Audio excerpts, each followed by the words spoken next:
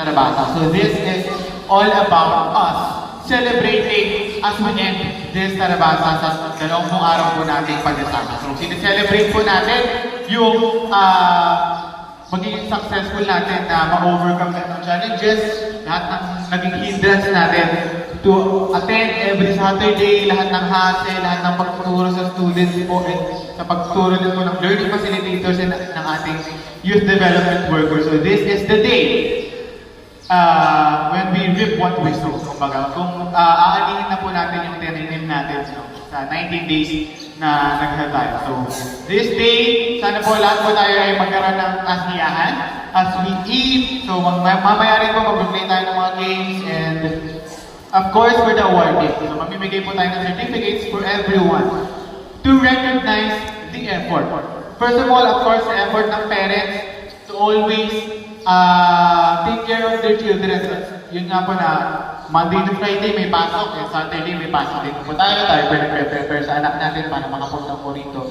So, we honor you in that act of kindness and effort. So, we are going to recognize that by giving you all certificates. And of course, for the students, we are also going to give certificates for the students to also acknowledge their effort in listening to our learning facilitators sa amin po, no? And sa paggawa ng kanilang homework, sa pagsagot ng kanilang workbook, sa pagbabasa sa ating post-test and pre-test. So, we are going to recognize that also by giving certificates. So, ngayon, without further ado, let's get started for our opening remarks. May we call on our school head, Ma'am Emily D. Rivera.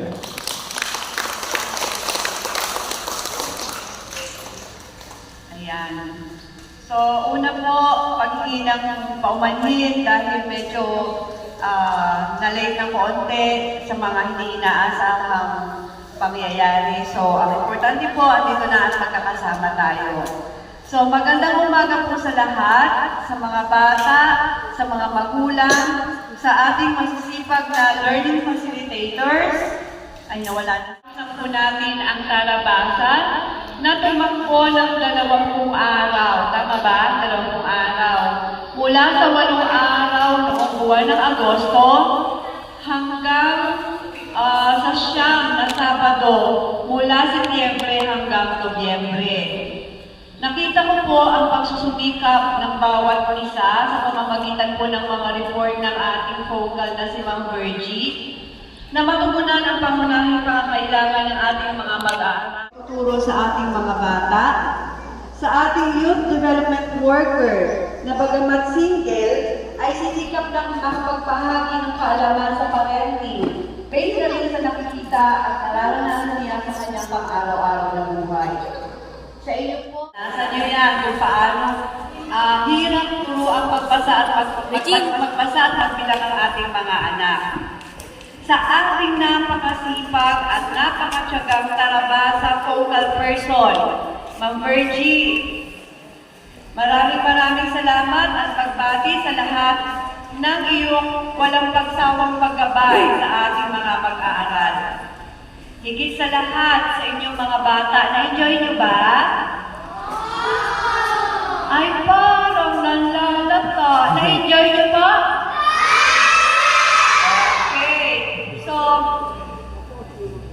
Nawa ay matanim sa mga isip nyo, dapat lagi nyo ilagay sa isip at saka sa puso, ha? Ang kahalagahan ng pagbabasa. Yan lang ang tanging yaman na maibibigay ng mga guro ninyo at mga magulang sa inyo. Hindi kayo nasama sa programang ito dahil kayo ay mahihina. Huwag nyong ilagay sa isipan ninyo yon. Nasama kayo sa programang ito dahil kailangan pa nating pagbutihin ang inyong pagbabasa. So, remediation siya. Hindi ibig sabihin, mahina ang isip natin, pero dapat pa nating palawakin ang ating mga kaalaman sa pagbabasa. So, ito kasi ang magiging pundasyon ng inyong kaalaman. Diba? Sabi nga natin, kapag nagbasa ka, para ka na rin nakarating sa iba't ibang lugar sa Pilipinas at sa ibang bansa. Kasi nakikita mo doon sa binabasa mo yung mga magagandang tanawin. Okay?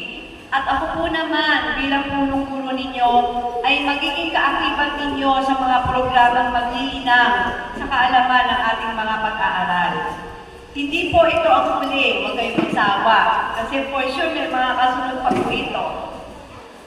Ito po ay simula ng tunay na pakikibaka natin upang mas tutukan natin at turuan ang ating mga anak sa pagbabasa. So ang paaralan po ay nangangako na lahat ng posibleng gawin para sila ay matuto ay amin pong gagawin. Sabi nga po natin, nasa kabataan ang pag-asa ng bayan. So kung hindi po natin huhubugin sa batang edad ang ating mga kabataan, mahihirapan na po tayo sa kanila. So kailangan po at an early age, matuturuan na po natin sila ng study habits.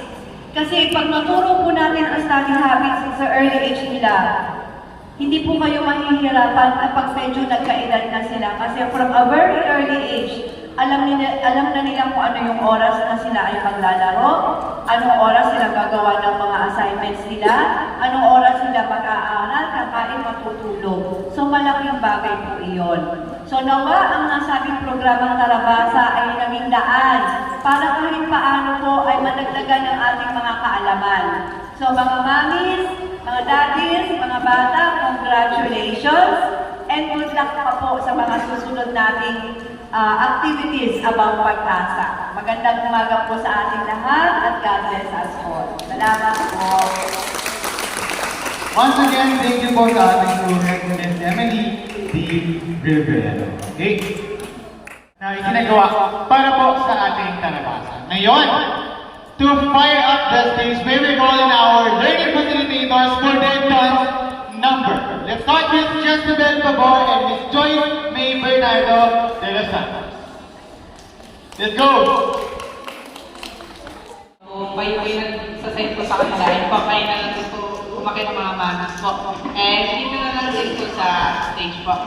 Bali, ayun po, Certificate of Completion, the certificate is award 2. In the completion of his or her education in attending the 20-day Nanay-Tatay sessions of the Tarabasa Tutoring Program.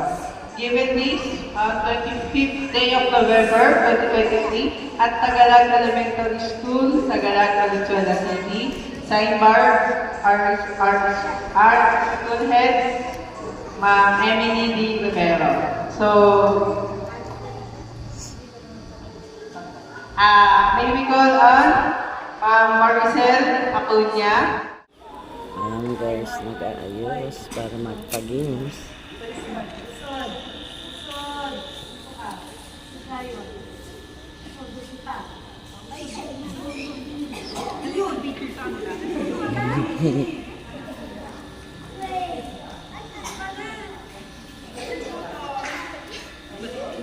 Guys! Dito po kami sa court. Okay. One. May palaro.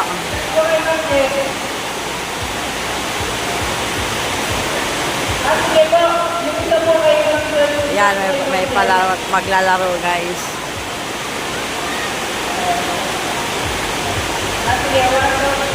Lakas ng ulan.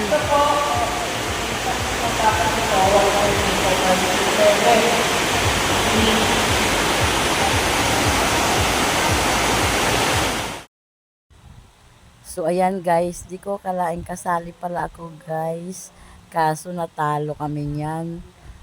Bigla kuminot guys kasi ang lakas ng music. Ayan po oh. Ang bagal kasi eh. Pasensya na kayo sa aking katsawan guys, talagang ganyan na yan. Ayan po, daming tawa namin yan guys. Sobrang saya pala.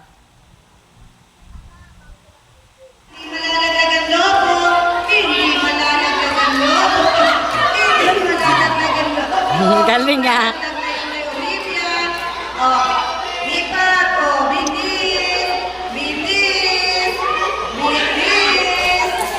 Pag malalagdagan ka, magbalik, dahan-dahan, madalas.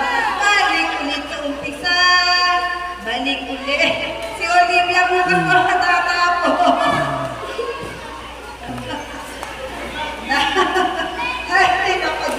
Sige,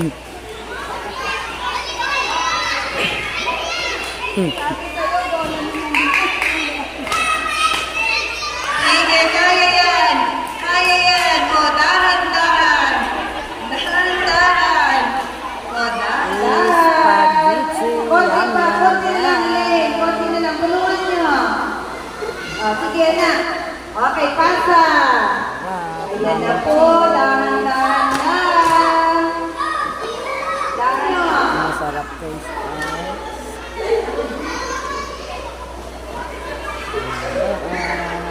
Sige, tulungan nyo na lang pag nalaglag. O, next. Next.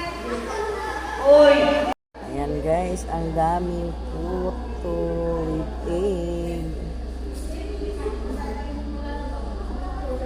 Ayan o, yum yum yum. Wow, unlimited toppings guys. Oh, ang pansit. Ang daming laman.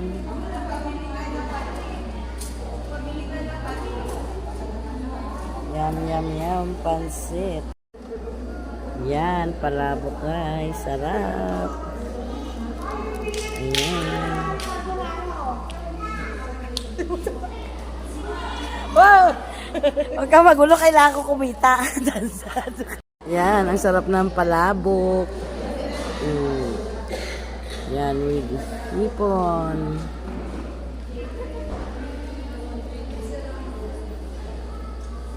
Yan, ang palabok. Hotdog.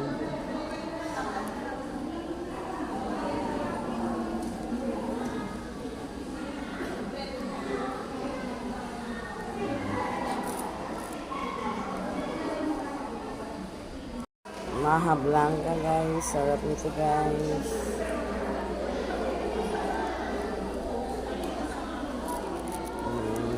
Yum.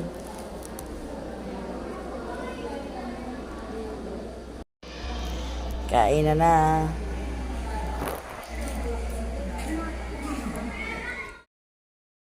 So ayan guys, dahil tapos na yung aming simple celebration sa Tarabasa guys. Tapos na ang konting kasiyahan guys. So tara, arat na.